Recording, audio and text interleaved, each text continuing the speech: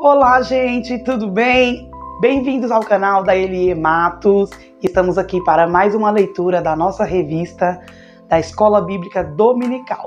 Nós estamos acompanhando as leituras da revista por título Ezequiel, que é o primeiro trimestre de 2022. Nós já estamos na lição número 6 e hoje nós vamos ler essa lição por título de As Parábolas do Livro de Ezequiel. Quero te convidar agora para ficar comigo até o final desse vídeo. Você que não é inscrito em nosso canal, já se inscreva aí agora, ative o sininho para você receber todas as nossas notificações de todos os vídeos de todas as semanas, tá bom? Também vou deixar aí embaixo o link do nosso Instagram. Siga lá que a gente tem live toda semana também, tá bom? Então vamos lá? Lição número 6, As Parábolas do Livro de Ezequiel. Vamos começar no texto áureo. Porque eu estabelecerei o meu concerto contigo, e saberás que eu sou o Senhor teu Deus. Ezequiel 16, 62. Então nós vamos começar agora. Eu convido você a pegar a sua Bíblia, sua revista, seus bloquinhos de anotações, caneta. Anota tudo aí comigo, porque tem bastante notificações para a gente ficar, para depois a gente acompanhar melhor a lição de domingo, tá bom? Essa lição é para domingo agora, dia 6 de fevereiro. Então vamos lá. Verdade aplicada nos diz assim: o discípulo de Cristo foi chamado para frutificar, ser fiel em todo o tempo e submeter-se aos planos de Deus. Os objetivos da nossa lição vai ser explicar a parábola da videira inútil, mostrar Jerusalém como a esposa infiel da parábola e destacar a alegoria da parábola das duas águias. Pegou sua Bíblia? Vamos lá então. Livro de Ezequiel, capítulo 15, no versículo 2, vai nos dizer assim: Filho do homem, que mais é o pau da videira que qualquer outro, o sarmento que está entre as árvores do bosque? Toma-se dele madeira para fazer alguma obra? Ou toma-se dele alguma estaca para se pendurar algum traste? Versículo 15. Mas confiaste na tua formosura e te corrompeste por causa da tua fama, e prostituía-se a todo o que passava para os seres dele. Contudo, versículo 60, contudo, eu me lembrarei do meu concerto que contigo fiz nos dias da tua mocidade, e estabelecerei contigo um concerto eterno. A introdução da nossa revista nos diz assim: o Senhor Deus ordena a Ezequiel que anuncie a mensagem profética por intermédio de parábolas e que retratava a situação pecaminosa de seu povo, o juízo divino e promessa de restauração. Quero te dizer que essa lição está muito forte, esse tema está maravilhoso e não deixa de estudar conosco, viu? Então já vamos entrar no tópico 1, que o título nos traz a parábola da videira inútil. Significa que nós somos a videira em Cristo, mas Israel estava se tornando uma videira inútil. Como uma videira inútil? Então, Deus ele tinha preparado o povo de Israel para frutificar, para ganhar almas, para fazer o dever, mas Israel estava desobedecendo. Logo, Deus vai mostrar para Ezequiel essas 3 visões para comparar o povo de Israel, a maneira que Israel estava vivendo diante de Deus, e Deus não estava se agradando. Tópico 1 vai dizer: a parábola da videira inútil. Essa parábola compara os habitantes de Israel a uma videira que não dá fruto, é estéril, e que por isso mesmo é inútil, ela não serve. Nessa árvore faltava o fruto da justiça, da fidelidade ao Senhor. Ela expressa com muita direção e clareza o pecado, a rejeição consciente e deliberada de um povo que foi chamado por Deus. Em Ezequiel 15. Tópico 1.1 vai dizer: videira, uma árvore, símbolo da frutificação. A videira é uma árvore cultivada desde a antiguidade por seus frutos abundantes, a uva. A colheita de uvas que produziam o vinho era cultura, subsistência e comércio. Usando uma metáfora, Jesus disse que toda vara que está ligada à videira pode dar muitos frutos. Nós somos as varas que precisam estar ligados na videira verdadeira, em João 15:2. Mas, uma vez estéril, o lavrador, que é Deus, o corta. Mesmo as que dão frutos precisam ser limpas para continuar produzindo mais. E quando não percebemos, e quando não permanecemos em Cristo, não produzimos frutos de justiça e de fidelidade, mas o pecado será o nosso fruto. Deus nos escolheu para sermos ramos na videira, e por ela, árvore frutífera. E nós devemos produzir frutos para a sua glória. Temos também uma referência em João 15:8. Anota aí. 1.2 da nossa revista. A videira, mesmo frágil, pode se destacar pela boa produção. A fragilidade de uma parreira não é justificativa para não ser inútil. Sua inutilidade está relacionada com a resposta negativa ao trabalho do lavrador. Ezequiel 15, do 1 ao 5. Anota todas as referências. O agricultor, ele cultivava a vinha com muito cuidado e atenção para que pudesse ser frutífera. A terra era preparada, as pedras retiradas, o terreno cercado para proteger a plantação e além de uma boa drenagem.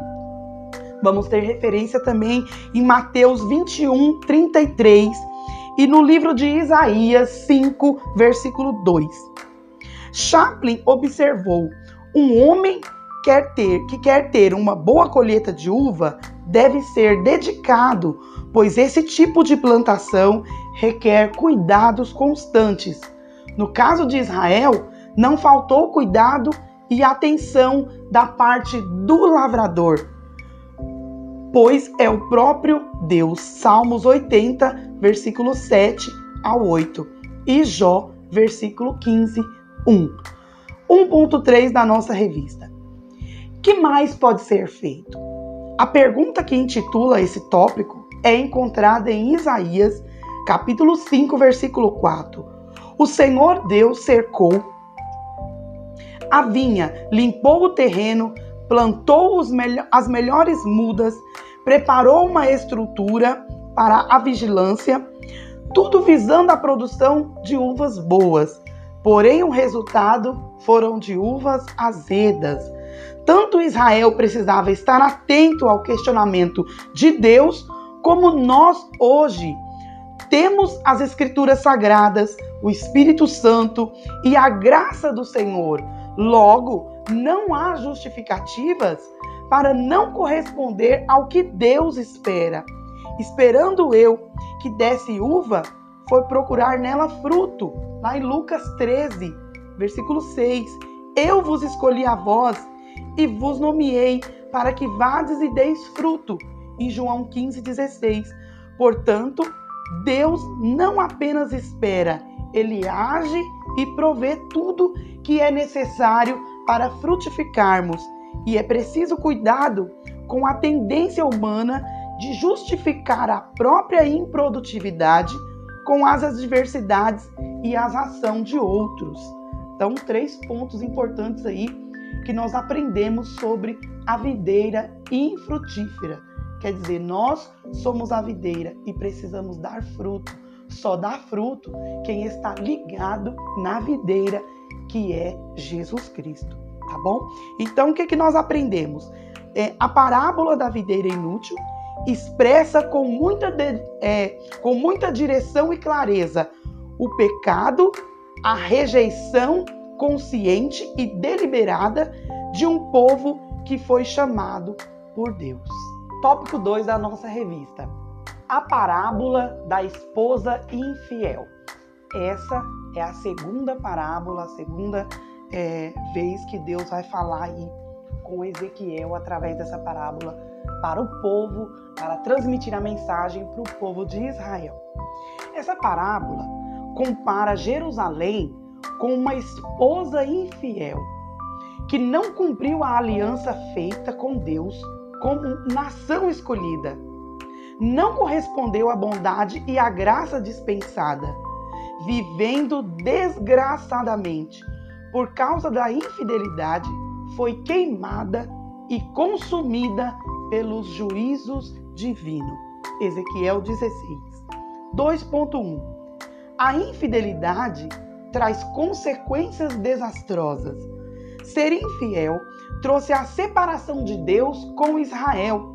Sempre que há infidelidade, os resultados são desagradáveis. E a tristeza, a angústia, as acusações e a falta de confiança toma conta. Jerusalém é acusada por suas abominações e idolatrias. E o profeta Ezequiel refere-se a elas usando figuras de adultério e de prostituição espiritual. Vai estar em Ezequiel 16:15. O povo de Israel não podia perder de vista o fato de que suas abominações eram causa de tanto sofrimento. As iniquidades separam o povo do relacionamento com Deus. 2.2.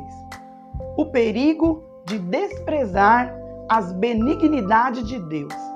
Interessante notarmos que após falar com Ezequiel para tornar conhecidas as abominações de Jerusalém, Deus revela ao profeta que iniciassem a mensagem trazendo à memória do povo a origem e o nascimento da cidade. Ezequiel 16. Ou seja, quando estava desprezada por todos e abandonada, totalmente indefesa, Deus a viu e não deixou que morresse, mas cuidou, proveu e fez uma aliança. Ezequiel 16, do 5 ao 8.